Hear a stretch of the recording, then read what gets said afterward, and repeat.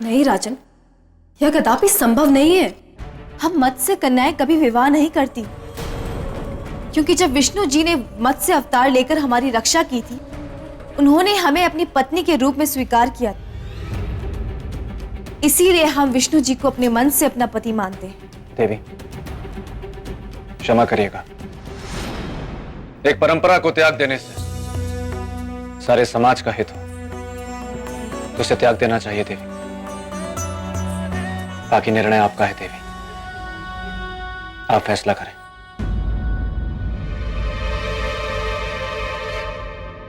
ठीक है राजन, जैसा आप चाहते हैं वैसा ही होगा। धन्यवाद देवी, आपका बहुत बहुत धन्यवाद।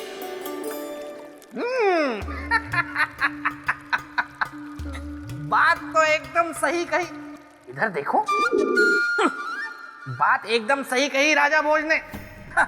परंतु इन्हें पता नहीं है कि शंखासुर, भस्मासुर और क्रोशासुर से भी बड़ा सुर है। क्या वो राजा भोज के जाल में फंसेगा या इस तरह जोर से हंसेगा? चलो, बात नहीं करनी है तो जाओ यार से।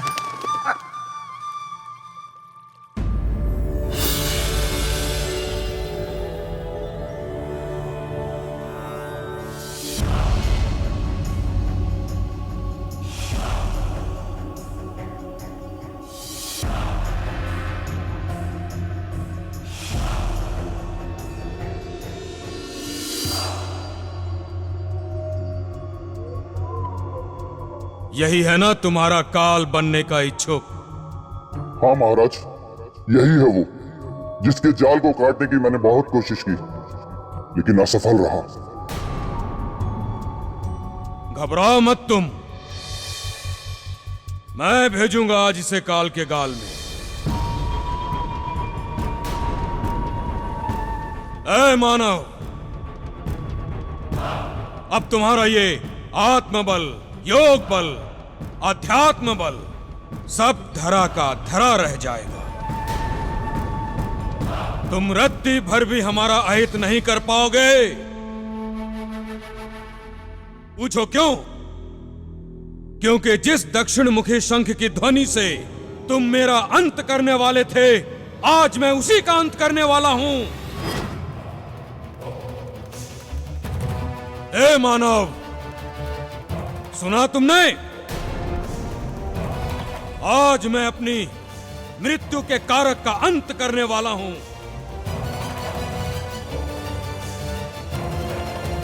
महाराज,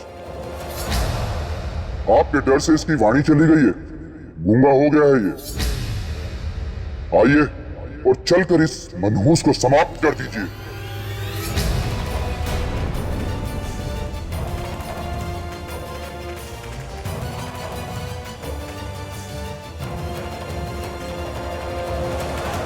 ब्रह्मदेव, आज आप गलत सिद्ध हो जाएंगे कि संसार में कोई अमर नहीं है, क्योंकि आज के बाद मैं इस दक्षिण मुखी शंख का अंत करके सदा सदा के लिए अमर हो जाऊंगा। अमर हो जाऊंगा।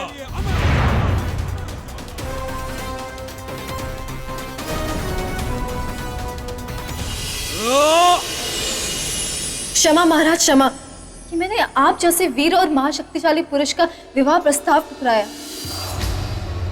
सुंदरी, तुम्हारे हृदय परिवर्तन से हम बहुत प्रसन्न हुए।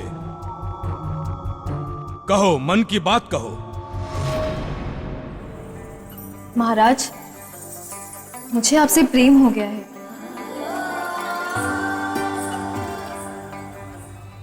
महाराज, इसकी बातों में मत आइएगा। ये इसका प्रेम पाश नहीं, प्रेम फांस है। ये आपको फंसाने और इस शंख को बचाने की इसकी चाल है। चुप, तुम चुप रहो।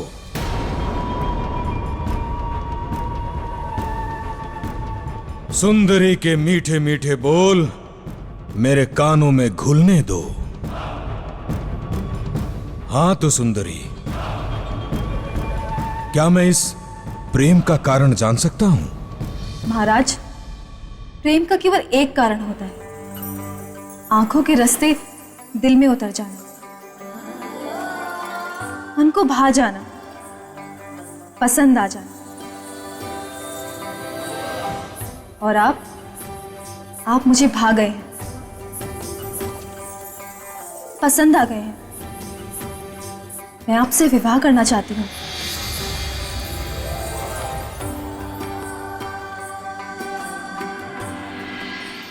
विवाह? महाराज, इसकी कोई बहुत गहरी चाल है। इसकी बात बिल्कुल भी मत सुनिएगा।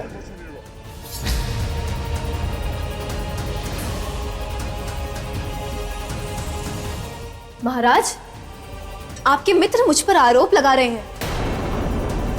यदि आपको मेरी बातों पर विश्वास नहीं तो आप मेरी परीक्षा ले लीजिए।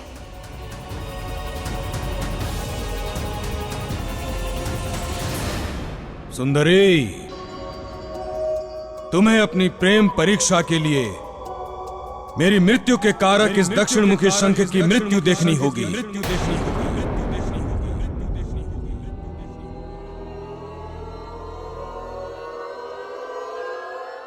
देखूंगी।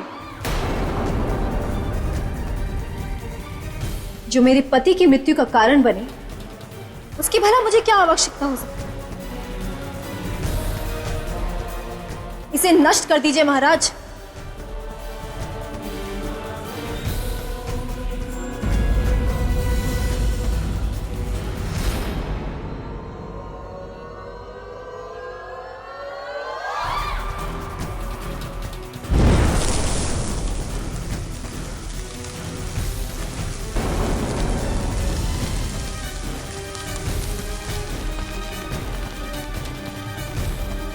मैं अमर हो गया ब्रह्मदेव, मैं अमर हो गया, अमर हो गया मैं, अमर हो गया मैं, अमर हो गया मैं।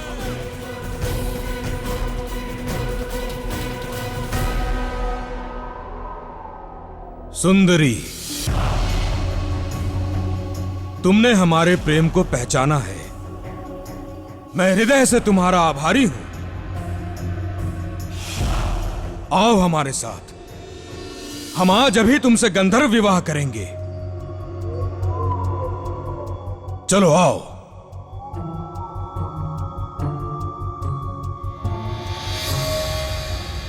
इतनी आसानी से कैसे नष्ट हो गया ये शंख?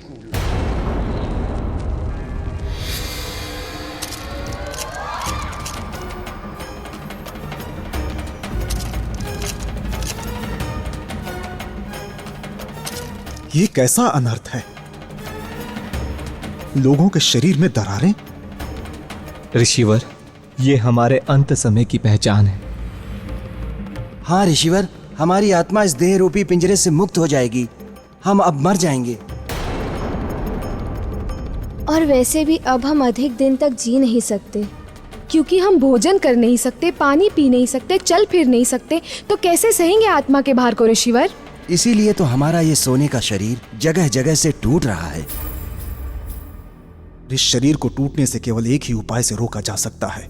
वो ये है कि इन्हें भोजन की गर्मी व शक्ति दी जाए, जैसे देवताओं को हविष्या दिया जाता है, धुएं के रूप में।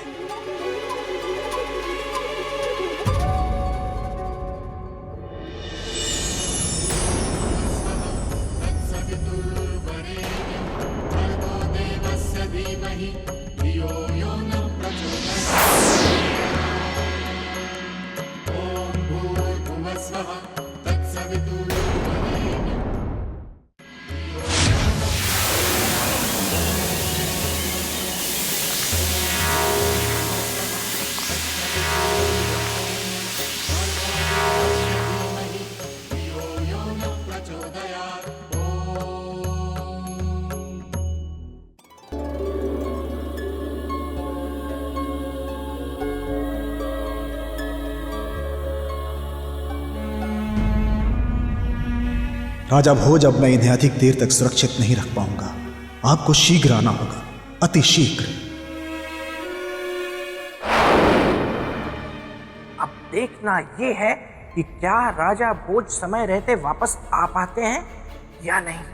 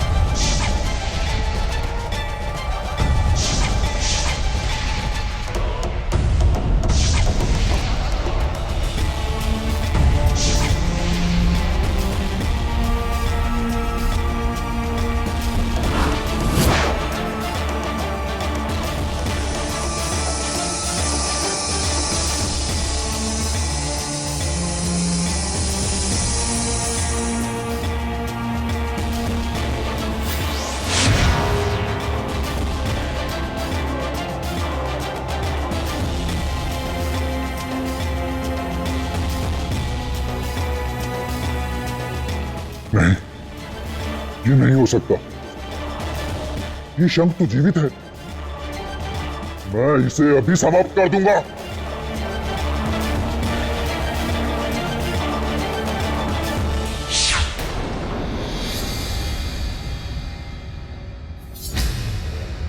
अंधकासुर, तुम्हारे अत्याचार का समय समाप्त हो चुका है। अब मैं तुम्हें तुम्हारे अत्याचारों का फल दूंगा।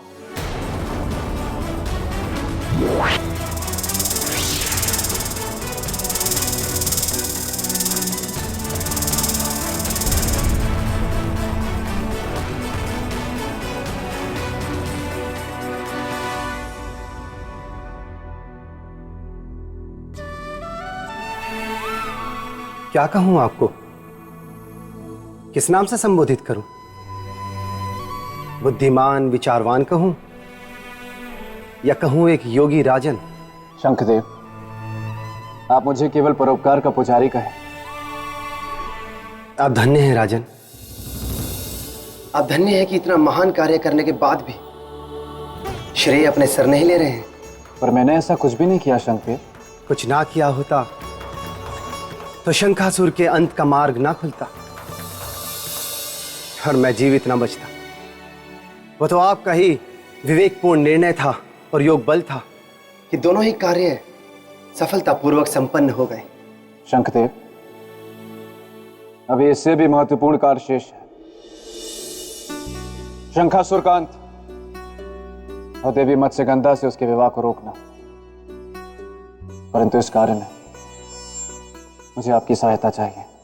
राजन, मैं हर प्रकार से आपकी सहायता करने के लिए सहर्ष प्रस्तुत हूं। धन्यवाद।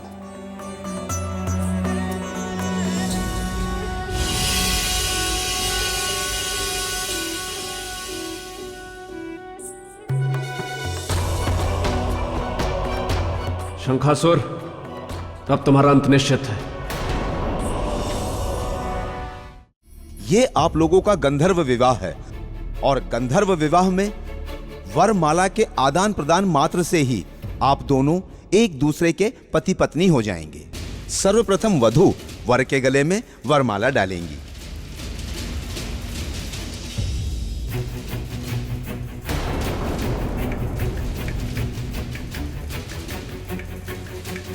देवी, आप किसकी प्रतीक्षा कर रही हैं? मेरी मेरी मेरी मेरी ताकि मैं आपके विवाह के शुभ अवसर पर शंख बजाने का ये शुभ कार्य कर।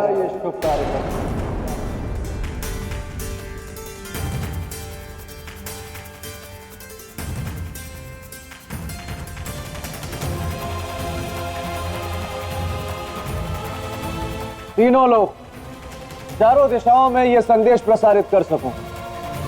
यह सृष्टि में एक बड़ा ही शुभ कार्य होने वाला है। सुंदरी, मेरे साथ इतना बड़ा छल, इतना बड़ा घात। छल और घात तो तुमने किया है शंखासुर। पवित्र शंखों को बंदी बनाकर शंखलोक पर अपना अधिकार जमाकर। ओह, तो तुम इस सुंदरी के साथ मिलकर मुझसे मेरा अधिकार हरण करने आए हो?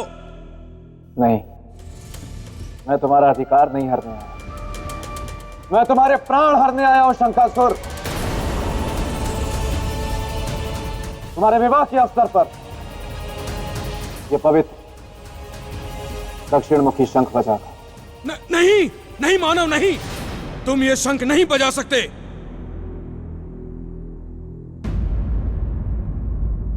नहीं बजाने दूंगा तुम्हें ये शंख, नहीं, हरगिज नहीं। तुम्हारा ये मुझे मारने का प्रयास विफल होगा। मैं इतना दूर चला जाऊंगा कि तुम्हारी ये शंख की ध्वनि मेरे कानों को सुनाई नहीं देगी, और ये शंख की ध्वनि मुझे नष्ट नहीं कर पाएगी। शंखासुर, यह पवित्र दक्षिणमुखी शंख है। तू संसार के किसी भी कोने में क्यों ना चला जाए, इस शंख की ध्वनि के प्रहार से नहीं बच सकता। तेरी मृत्यु निश्चित है।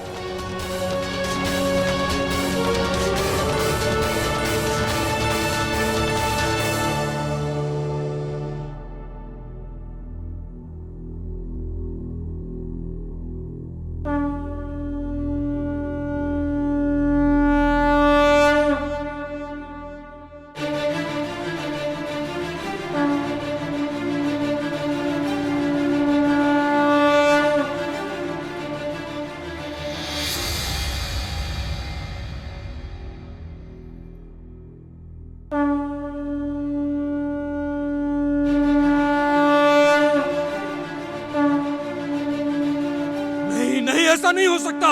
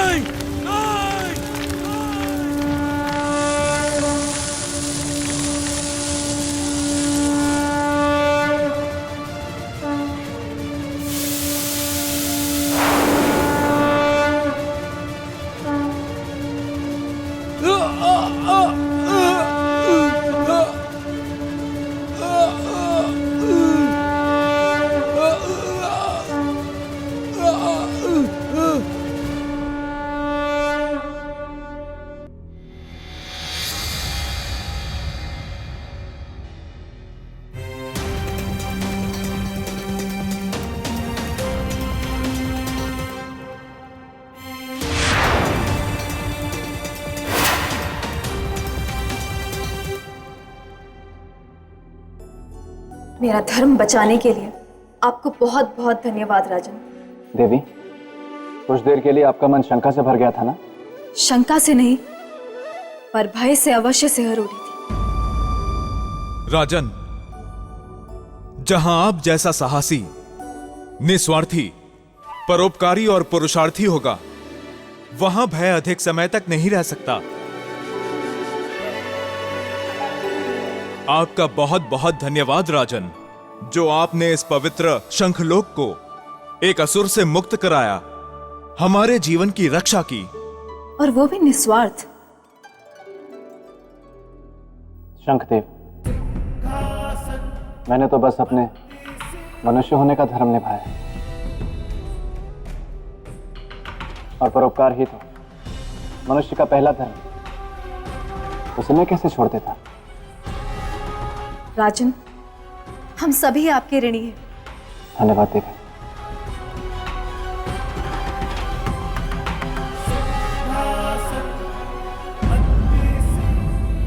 आपका बहुत बहुत धन्यवाद राजन, जो आपने इस पवित्र शंखलोक को एक असुर से मुक्त कराया, हमारे जीवन की रक्षा की, और वो भी निस्वार्थ। शंखदेव, मैंने तो बस अपने मनुष्य होने का धर्म निभाया, और परोपकार ही तो मनुष्य का पहला धर्म। उसे मैं कैसे छोड़ देता? राजन, हम सभी आपके ऋणी हैं। धन्यवाद देवी। शंखदेव, आपका शंख। राजन, ये शंख अब आप अपने पास ही रखें। मैं इसे रखूं? हाँ राजन, ये शंख आपने हित और अपनी निस्वार्थ भावना से अर्जित किया है। ये शंख अब देखने में केवल एक शंख है, किंतु वास्तव में एक निधि बन चुका है। इस शंख के द्वारा आप कोई भी असंभव कार्य सहजता से संभव कर सकते हैं। इस बहुमूल्य उपहार के लिए आपका कोटि कोटि धन्यवाद। देवी, अब हमें चलना चाहिए। तनिक भी विलंब स्वर्ण से बने लोगों के लिए घातक होगा। चलिए। प्रणाम शंख। प्रणाम।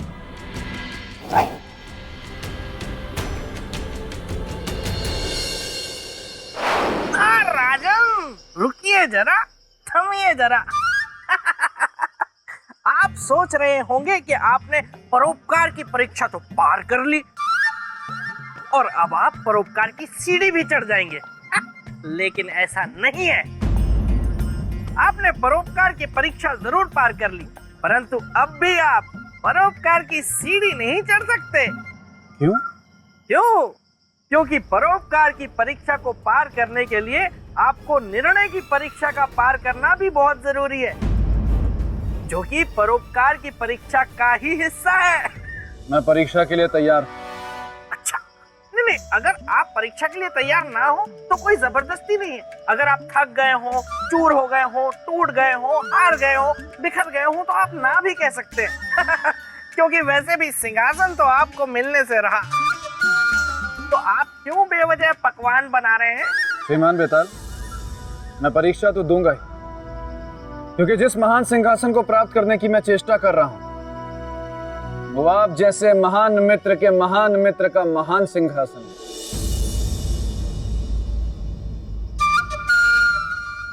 क्या हुआ? आपको कुछ समझ में नहीं है?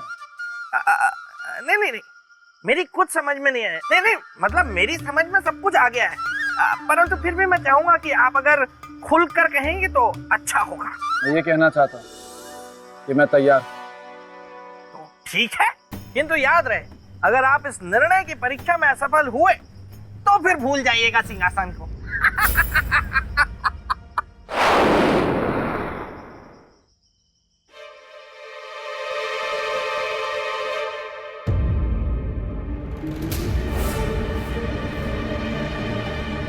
आइए।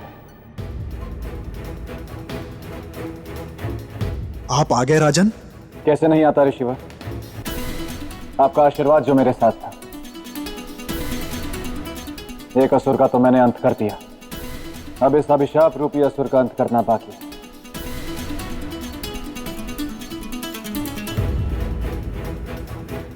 तो बताइए ऋषिवर, इन लोगों को अभिशाप मुक्त कैसे करें?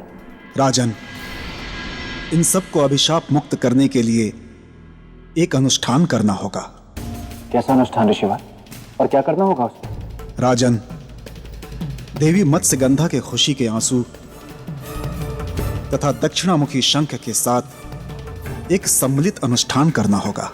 ऋषिवर, क्या इस अनुष्ठान से इनका अभिशाप दूर हो जाएगा?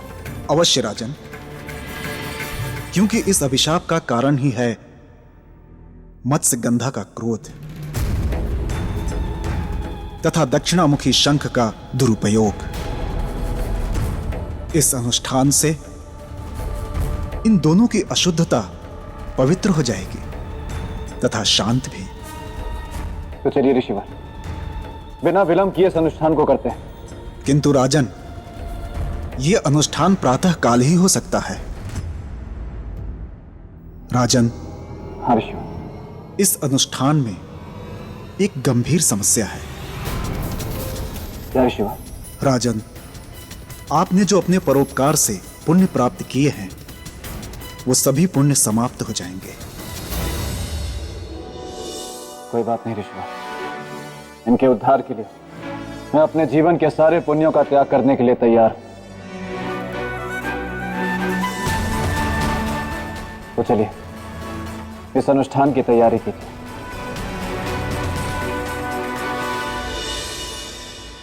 राजा भोज। श्रीमान बेताल, आप यहाँ क्या कर रहे हैं? राजन, मैं जो भी कुछ कर रहा हूँ, लेकिन आप ये उचित नहीं कर रहे हैं। आपका निर्णय अनुचित है। ये आप क्या कह रहे हैं? मैं सच कह रहा हूँ, आप कुछ भूल रहे हैं। मैं क्या बोल रहा हूँ? बताइए राजन, कहाँ है वो पवित्र निधि जिसे लाने का आपको प्रयत्न करना था, जिसमें दूसरों के हित की भावना हो, निस्वार्थ कार्य की भावना हो? कहाँ है वो निधि?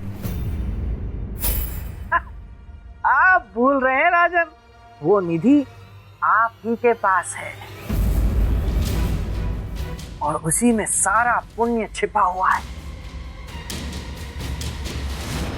ये शंख आपने हित और अपनी निस्वार्थ भावना से अर्जित किया है।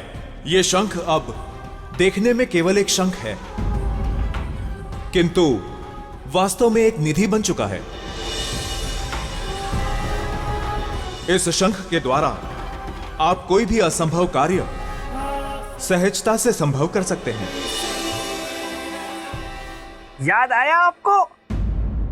राजन, एक बात जान लीजिए कि वो निधि आपके पास है, लेकिन उसका सारा पुण्य कल अनुष्ठान शुरू होते ही समाप्त हो जाएगा। हाँ, और साथ ही समाप्त हो जाएगी आपकी सिंहासन को पाने की लालसा। नहीं, ऐसा नहीं हो सकता। लेकिन किंतु परंतु उसके लिए आपको उसे लेकर अभी इसी वक्त यहाँ से जाना होगा। जाना हो? इन्हें इस तरह आधा सजीव और आधा निर्जीव छोड़कर? हाँ, क्यों नहीं जा सकते? हाँ, ठीक है, कोई बात नहीं, लेकिन फिर सोच लीजिए, आप अपनी प्रजा को उस दिव्य सिंहासन का लाभ नहीं दे पाएंगे राजन। नहीं, ऐसा नहीं। ऐसा हो या ना हो, लेकिन एक बात तो तय है, अगर आप इन सब के प्राणों को बचाने जाएंगे तो सिंहासन को तो कभी नहीं पा सकेंगे। तो अब आप सोच लीजिए, आपको क्या चाहिए? इनके प्राण बचाने हैं या सिंहासन को पाना है? अब देखते हैं कि महान राजा भोज क्या निर्णय लेते हैं। सोच समझ कर निर्णय लीजिएगा, मैं गुफा में आपकी प्रतीक्षा करूंगा।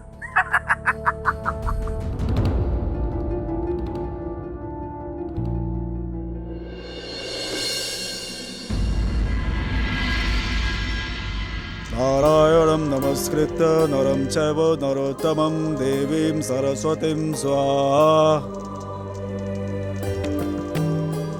देवी, आपके खुशी के आंसू ही इन सभी के जीवन के रक्षा सूत्र हैं।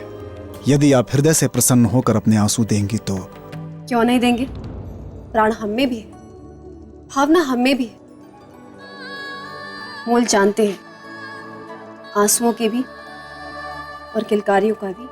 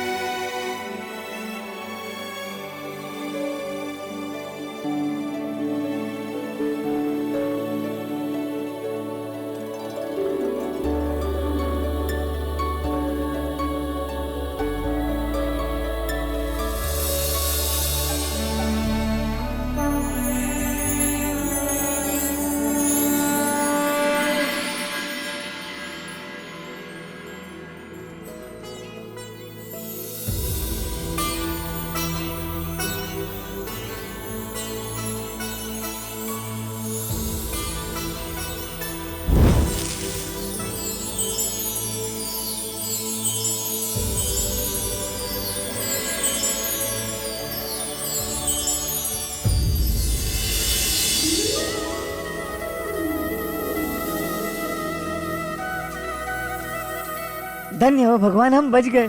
हाँ मित्र, भगवान की कृपा से हम बच गए। जय हो, जय हो, जय हो।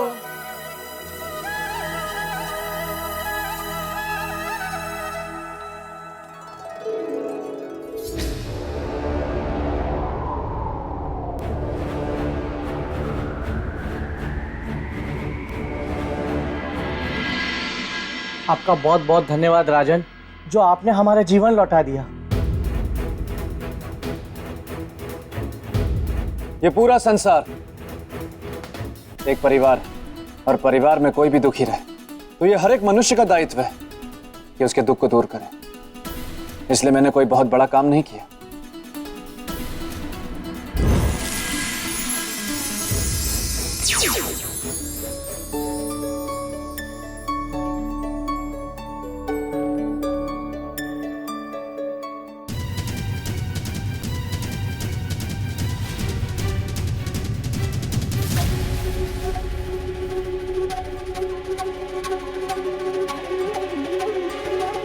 क्षमा महाराज। सामंत, तुम अपराधी मेरे नहीं हो, देवी मत्स्यगंधा के। इसलिए क्षमा भी उनसे मांगो, मुझसे नहीं। हे देवी, इस पापी अधर्मी को क्षमा कर दीजिए। मैं लोभी हूँ, स्वार्थी हूँ, मुझे क्षमा कर दीजिए देवी, मुझे क्षमा कर दीजिए। उठो सामंत, पाप को स्वीकार कर लेने से पाप पाप नहीं रह जाता, प्रायश्चित बन जाता है। तुमने अपना पाप स्वीकार कर लिया है और यही तुम्हारा प्रायश्चित है। आज से मैं इस व्यवस्था को ही समाप्त करती हूँ ताकि भविष्य में कोई भी ये पाप ना कर सके। अब मनुष्य को केवल मछलियों को भोजन कराने का ही पुण्य मिलेगा। जो सिद्धि प्राप्ति के लिए इनकी आहुति देगा वो पाप का भागी होगा और वो सिद्धि को कभी भी प्राप्त नहीं कर सकेगा।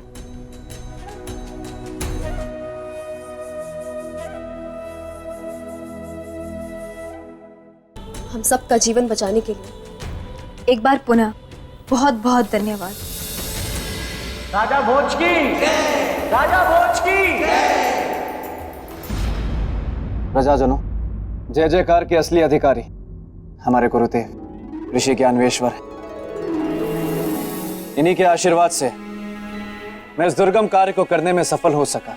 महान तो आप हैं राजन, महत्वपूर्ण होती है पात्रता, जिसके आप साक्षात उदाहरण हैं। अच्छा गुरुदेव, अब आज्ञा दें, मुझे देवी मत्स्यगंधा को जलपरियों के पास वापस पहुंचाना है। वो प्रतीक्षा कर रही होंगी। आयुष्मान भव।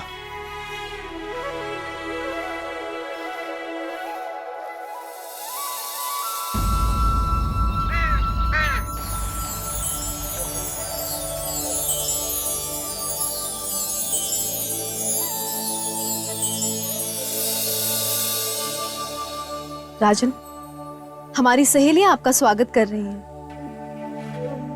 राजन, आप हमारी राजकुमारी मत्स्यगंधा को वापस ले आए। हमारे बुझे हुए मन में खुशियों के दीप जलाए। हमारा संपूर्ण मत्स्यलोक आपका आभारी है। राजन, आपसे एक निवेदन है। निवेदन नहीं देवी, आप आदेश करिए। आप हमारे लोक चले और हमें अपने आतिथ्य का अवसर दें। देवी, आपका आतिथ्य ग्रहण करना मेरे लिए सौभाग्य की बात है, किंतु दुर्भाग्यपूर्ण मुझे अभी जाना होगा, आवश्यक कार्य, इसलिए आज्ञा दें। आवश्यक कार्य है तो नहीं रोकेंगे, परंतु आश्वासन दें कि आप आएंगे। पूरा आश्वासन नहीं, मैं आप सबको वचन देता हूं कि मैं कभी ना कभी आपके मत्स्य लोग अवश्य आऊंगा। प्रतीक्षा रहेगी। प्रणाम देवी। प्रणाम।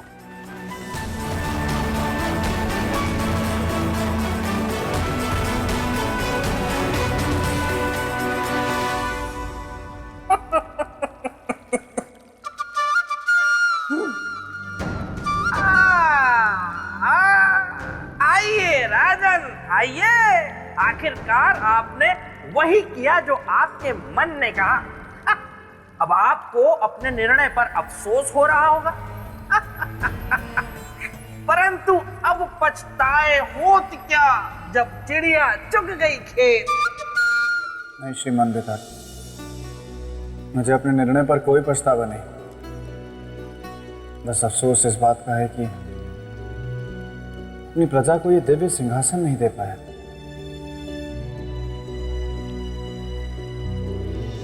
जाते जाते आपसे एक बात कहना चाहता हूं।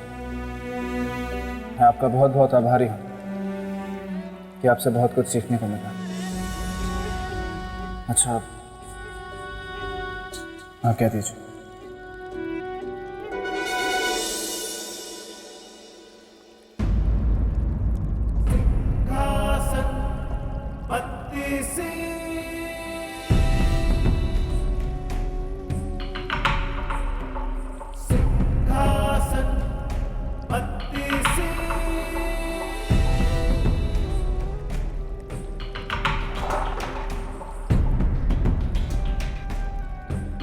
रुकिए राजन।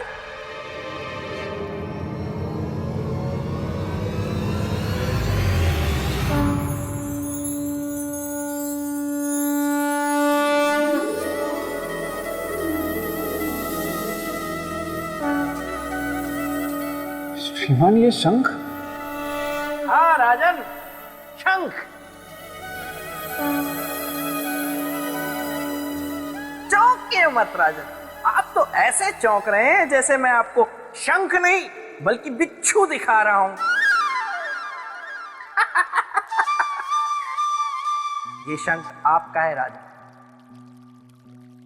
आपने इस निधि को कमाया है, लीजिए।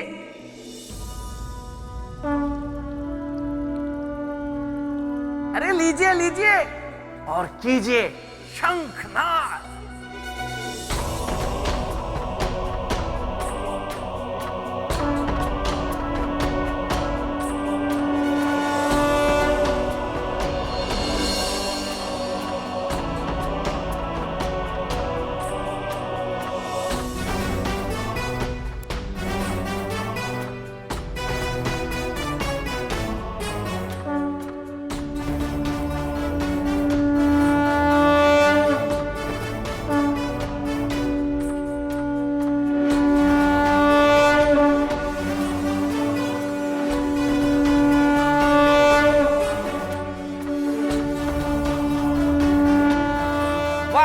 वाह वाह राजन वाह। आपने ना सिर्फ निर्णय की परीक्षा पार की बल्कि परोपकार की परीक्षा भी पार कर ली है। और अब ना चाहते हुए भी मुझे ये कहना पड़ रहा है कि आप परोपकार की सीढ़ी चढ़ सकते हैं। धन्यवाद। अरे अरे अरे अरे रुकिए रुकिए राजन, इतनी भी क्या जल्दी है सिंहासन प्राप्त करने की, और ऐसी भी क्या जल्दी है सारी सीढ़ियां चढ़ जाने की। सुनिए, आपने परोपकार की परीक्षा तो पार कर ली, लेकिन राजन ये मेरे मित्र का सिंहासन है जिसे पाना आपके लिए असंभव है। मेरे महान मित्र का सिंहासन। आगे की परीक्षाएं और भी कठिन है। मैं हर परीक्षा में सफल होऊंगा।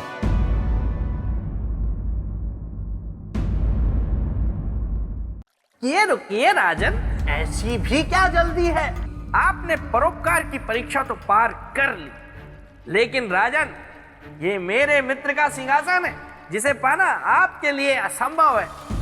मेरे महान मित्र का सिंहासन। आगे की परीक्षाएं और भी कठिन है। मैं हर परीक्षा में सफल होऊंगा। और ऐसा ना हो तो? और ऐसा हो गया तो ये बेताल एक वर्ष तक बिल्कुल चुप रहेगा, कुछ नहीं बोलेगा। मैं एक शब्द भी नहीं बोलूंगा और मौन रहूंगा ऐसे। लेकिन ऐसा होगा नहीं। ऐसा कभी नहीं होगा श्रीमान बेताल। मैं चुनौती के लिए तैयार हूं। जय महाकाल। सम्राट विक्रमादित्य के 32 गुणों से संपन्न इस दिव्य सिंहासन को प्राप्त करना इतना आसान नहीं था। बेताल ने राजा भोज को सम्राट विक्रमादित्य की बराबरी करने हेतु उनसे पराक्रम, त्याग, न्याय, चरित्र तथा योग शक्ति की परीक्षा ली, जिसमें राजा भोज उत्तीर्ण हुए थे। किंतु अभी परीक्षा पूर्ण रूप से समाप्त नहीं हुई थी। राजा भोज ने सम्राट विक्रमादित्य के 32 गुणों की बराबरी करने के लिए उत्तरदायित्व, पुरुषार्थ, कर्तव्य, विवेकशीलता, मित्रता, आत्मसम्मान, और नारी सम्मान जैसे गुणों की परीक्षा में उत्तीर्ण होकर ये सिद्ध कर दिया कि उनमें भी सम्राट विक्रमादित्य के समान 32 गुण जितनी क्षमता है।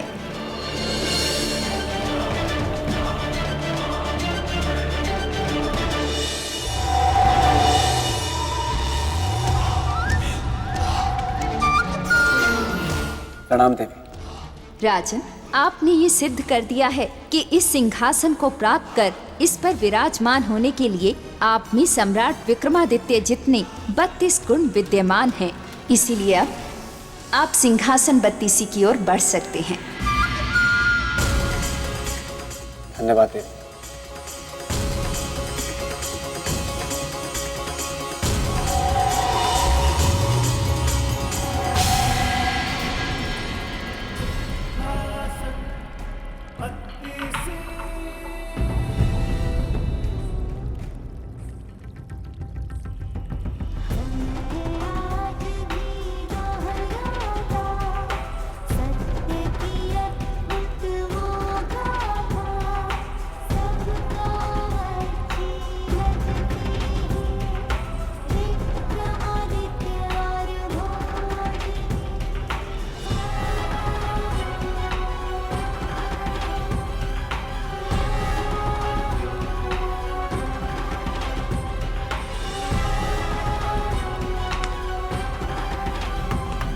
अपनी पहली परीक्षा में पराक्रमी राजा भोज ने नाग कन्या के पुत्र की अपने पिता रुद्रांत से रक्षा कर सफलता प्राप्त की थी।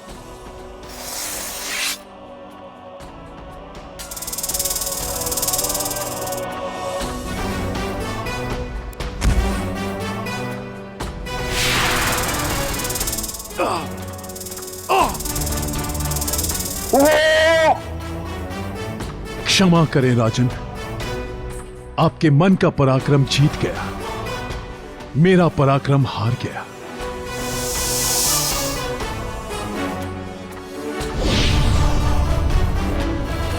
परीक्षा की सीढ़ियों के सिलसिले को आगे बढ़ाते हुए राजा भोज त्याग की सीढ़ी पर पहुंचे, जहां उनका सामना पक्षीराज से हुआ।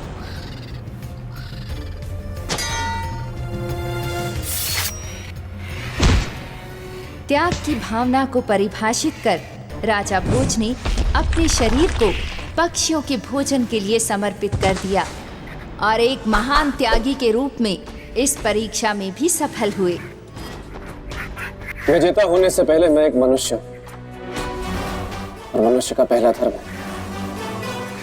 किसी के प्राण की रक्षा करना। अपने जीवन को त्याग कर, यदि एक जीवन को त्याग कर तो एक जीवन का भला हो, तो इस जीवन को त्याग देना चाहिए पक्षीराज। त्याग की इस परीक्षा में सफलता करने के बाद राजा भोज ने न्याय की सीढ़ी पर अपना कदम रखा। यहाँ पर उन्हें एक भीलनी व कबूतर के साथ न्याय करना पड़ा।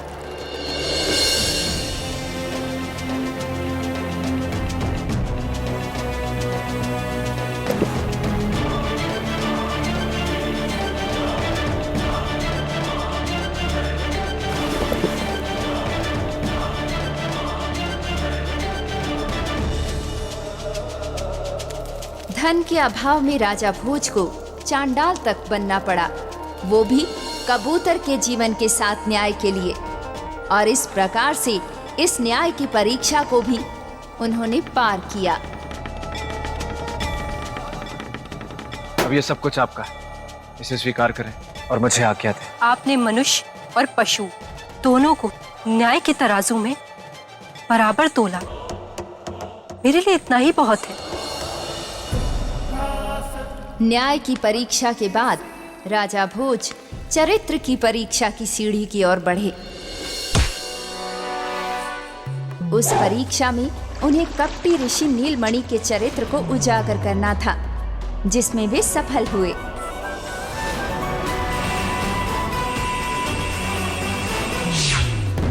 बहुत बहुत धन्यवाद आपका राजा भोज। आज के बाद मेरे साथ साथ पूरी स्त्री जाति आपकी आभारी रही।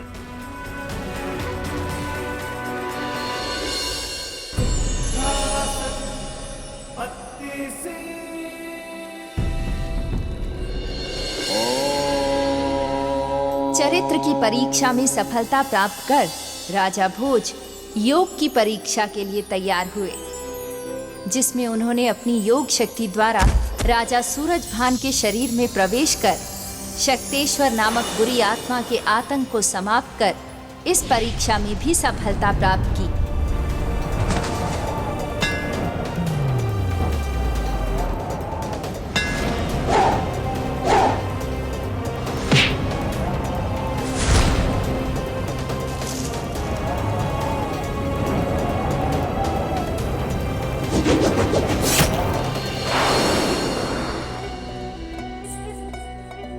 ये तो बस महाकाल का आशीर्वाद ही है कि मैं अपनी योग शक्ति के द्वारा अपनी आत्मा को महाराज के शरीर में प्रवेश करा के उन्हें जीवित कर पाया।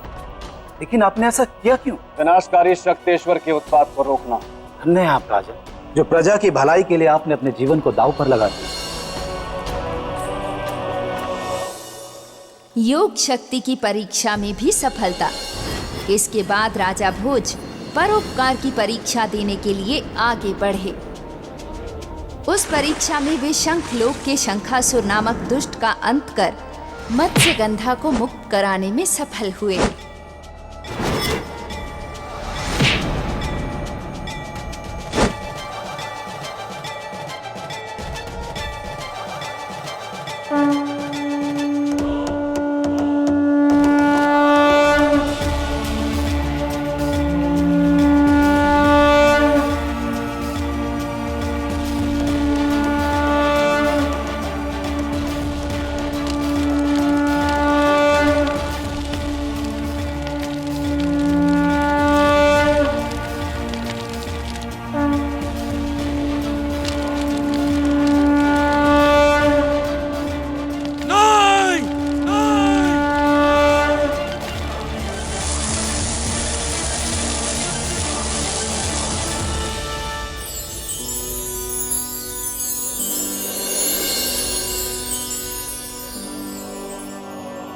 राजन, हमारी सहेलियां आपका स्वागत कर रही हैं। राजन, आप हमारी राजकुमारी मत्स्यगंधा को वापस ले आए। हमारे बुझे हुए मन में खुशियों के दीप जलाए।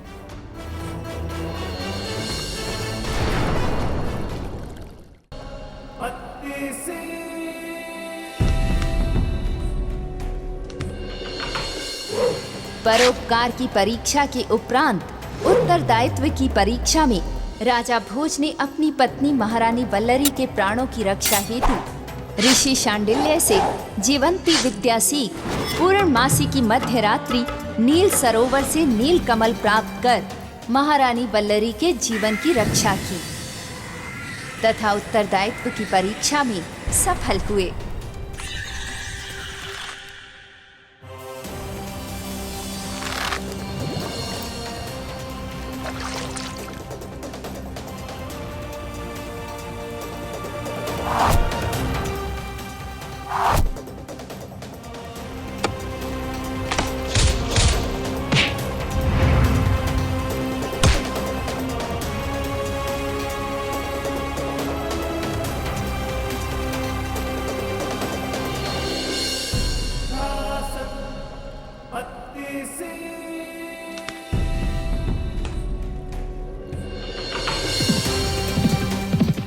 उत्तरदायित्व की परीक्षा के पश्चात राजा भोज की पुरुषार्थ की परीक्षा हुई थी, जहां उनका सामना वेदों की चोरी करने वाले अश्वलोक के राजा से हुआ था। पुरुषार्थी बन राजा भोज ने उसे परास्त किया था और वेदों की रक्षा कर पुरुषार्थ की परीक्षा में सफल हुए थे।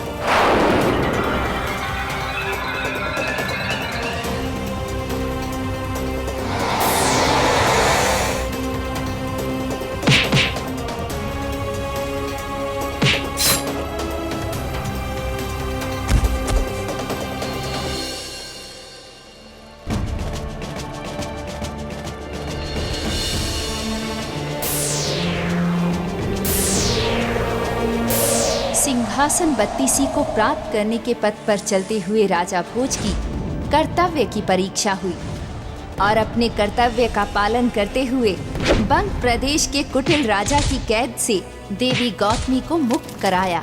और कर्तव्य की परीक्षा में सफल हुए। किंतु आप हैं कौन जिसने इतना बड़ा संकट मोल लिया? कर्तव्य के पालन में संकट कैसा? कर्तव्य तो एक धर्म है और धर्म को निभाने में आनंद आता है, हर्ष आता है।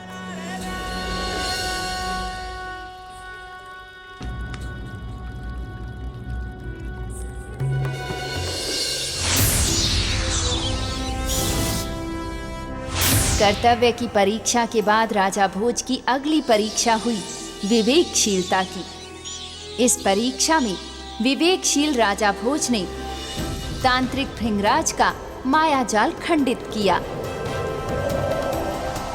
और विवेकशीलता की परीक्षा में सफल हुए।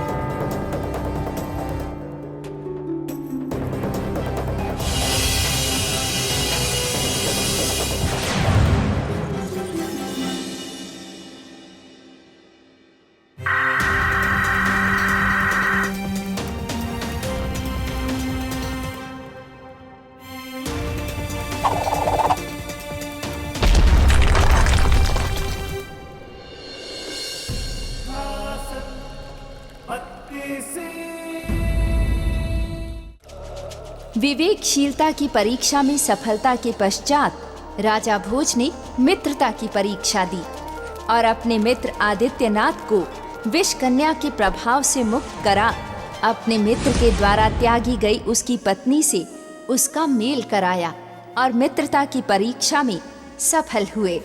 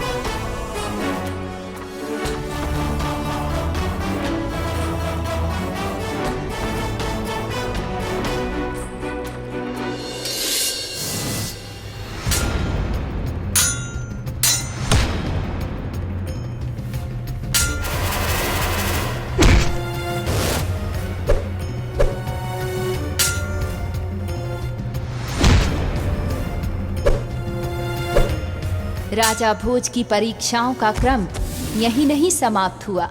मित्रता की परीक्षा के बाद राजा भोज के सामने आत्मसम्मान की परीक्षा आई, जिसे गंगू और तेलम ने अपनी कुटिलता से ठेस पहुंचाने की चेष्टा की, किंतु राजा भोज ने अपने आत्मसम्मान की रक्षा करते हुए उनका असली रूप उजागर किया।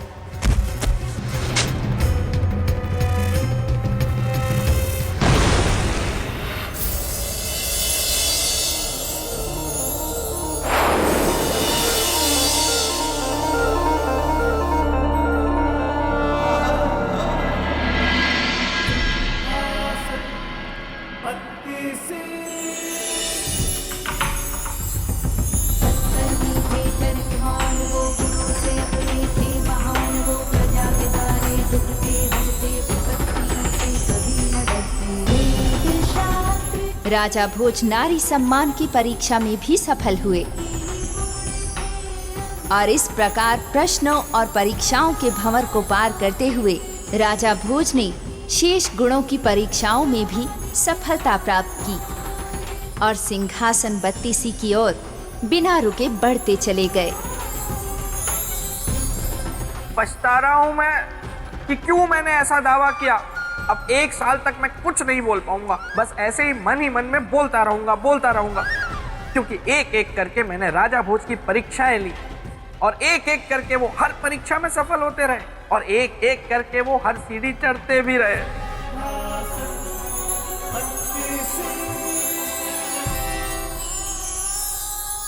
और अंत में 32वीं सीढ़ी भी वो चढ़ गए।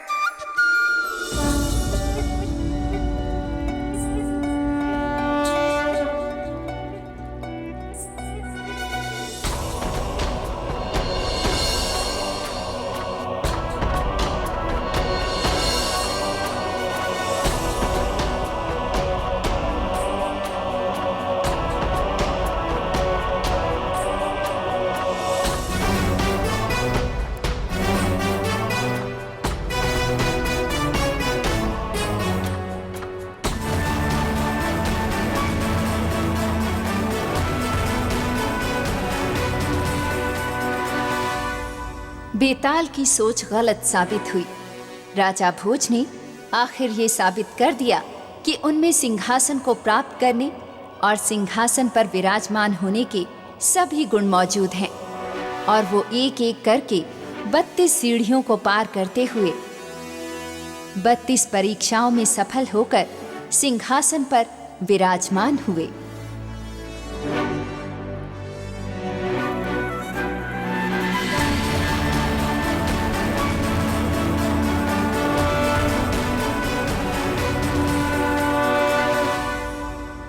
लेकिन मुझे इस बात का दुख नहीं है, बल्कि प्रसन्नता है कि आखिरकार मेरे मित्र चक्रवर्ती शूरवीर महान सम्राट विक्रमादित्य के सिंहासन को सही उत्तराधिकारी मिला, जिसमें वो सारे 32 गुण मौजूद हैं जो इस सिंहासन को धारण करने के लिए चाहिए।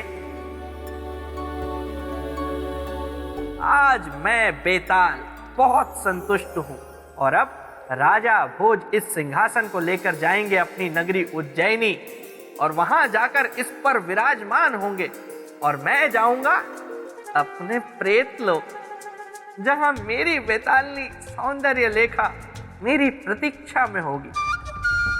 जय हो सिंहासन, जय हो बत्तीसी, जय हो बेताल।